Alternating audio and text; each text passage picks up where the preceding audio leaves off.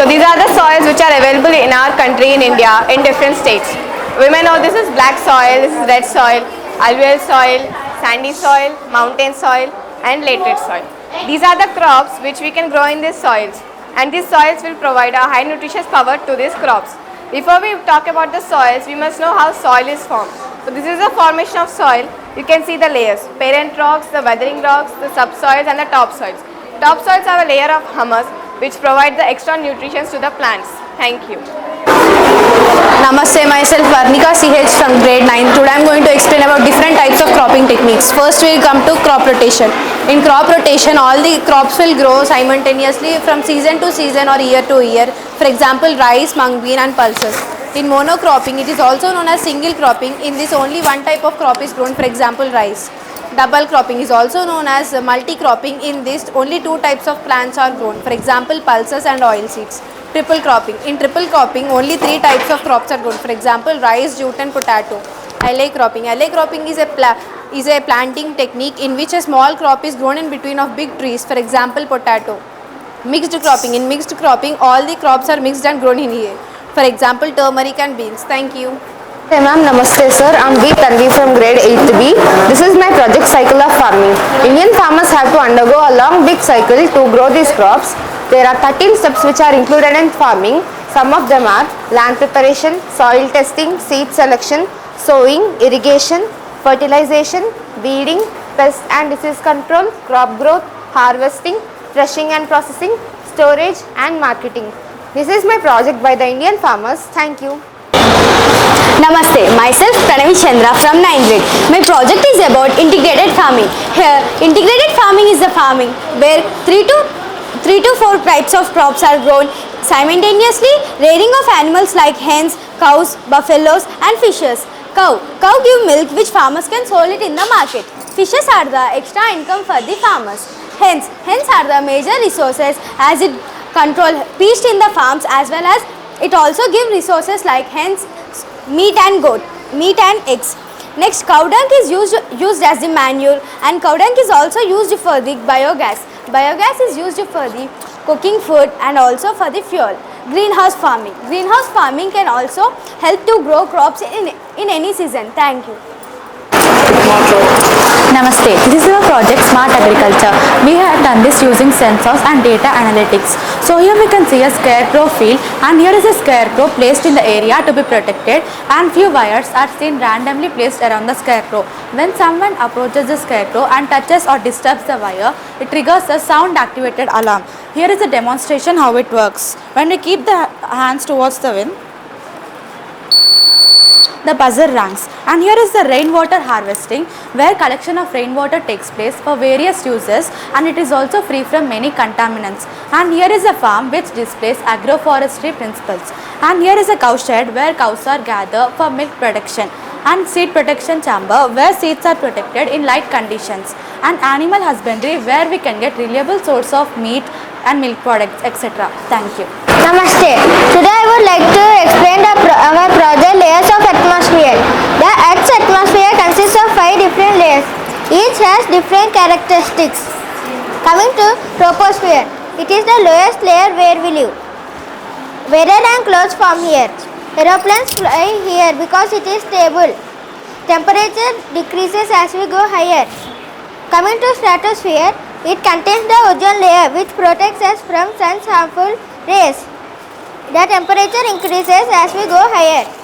Coming to mesosphere, it is the coldest layer where meteorites burn before reaching the Earth's surface. Temperature decreases as we go higher. Coming to troposphere, it is the hottest layer where northern lights called aurora occur. It contains the ionosphere where radio waves bounce for communication. Coming to exosphere, it is the outermost layer of the Earth's atmosphere where artificial satellites orbit around the Earth. Very thin air with mostly hydrogen is present here. Thank you. Namaste, myself G. Prahasni from 7th B. Today, please have a look on this project. So In this project, we have represented so many crops in India of state in India. So, in first thing first, India is divided into South India and North India. Coming to the North India, we can see plenty of wheat here growing. So, not only wheat, here we can see pulses, spices, turmeric, coffee, tea, maize, rice and so much. And here in Rajasthan, we have represented this sand as Thar desert. And now my friend will continue with South India.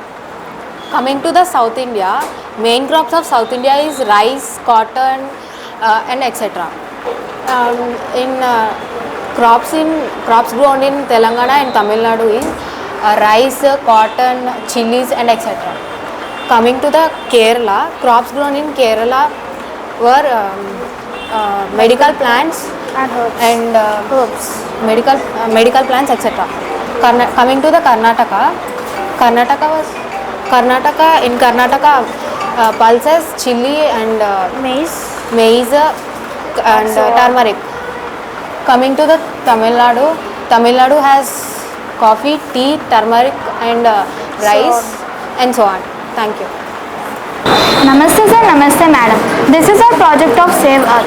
Our project focuses on ways to protect the earth as it is vital for life. Saving animals helps to keep the nature balanced and the planet healthy.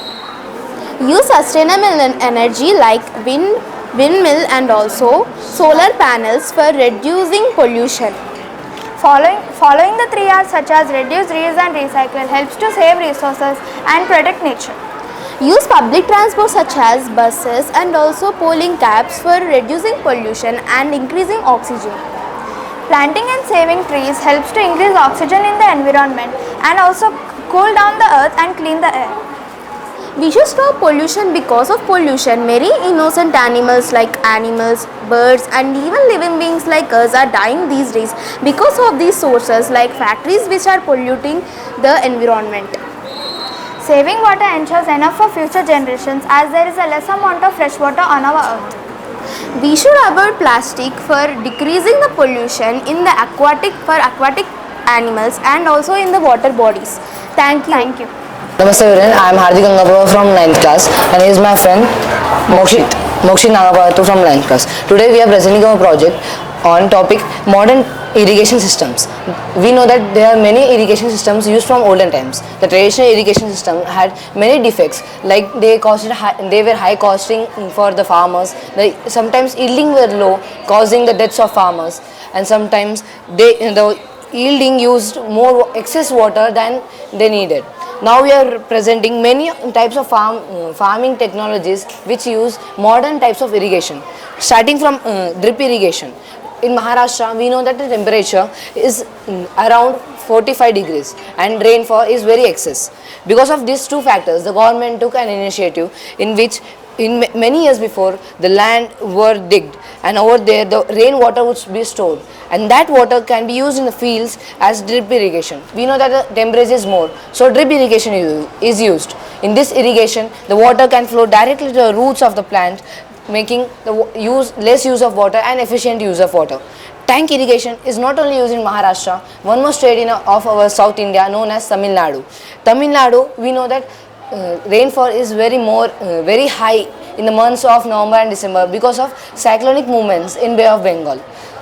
Because of that, the farmers in Tamil Nadu store the water from the rain and use it in the months where the rain doesn't occur.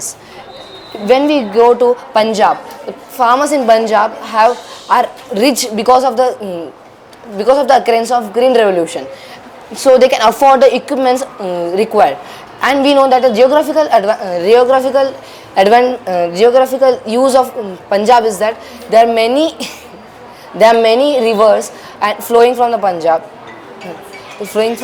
which are easy for irrigation. In sprinkler irrigation, the water flows from top to bottom representing rain. Now let's talk about manual irrigation. Manual irrigation is the oldest and the safest type of irrigation which we use in all over India because it is used till now. The farmers are very known about it. The manual irrigation is irrigation in which we dig a alternate rows, leaving except the crop rows so the water can flow. In the olden days, we used our hands, buckets or wells and etc. for pouring the water. But due to some latest technologies, we are using motors that are attached to tank so the water can flow easily and transported easily.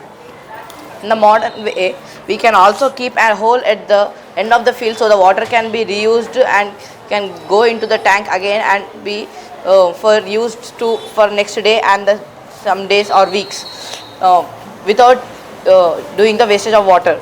Next, we can go to the bamboo irrigation. Bamboo irrigation is also a modern older tradition way of irrigation in which it is used in parts where bamboo is more and the hilly ranges. We know that the bamboo is the only plant which is hollow from inside. We can take that advantage and we can make the water flow from that, and we can attach one bamboo stick to another bamboo stick so the water can flow by leaving small gap. So that when the water flows from one bamboo to another bamboo, it drops some certain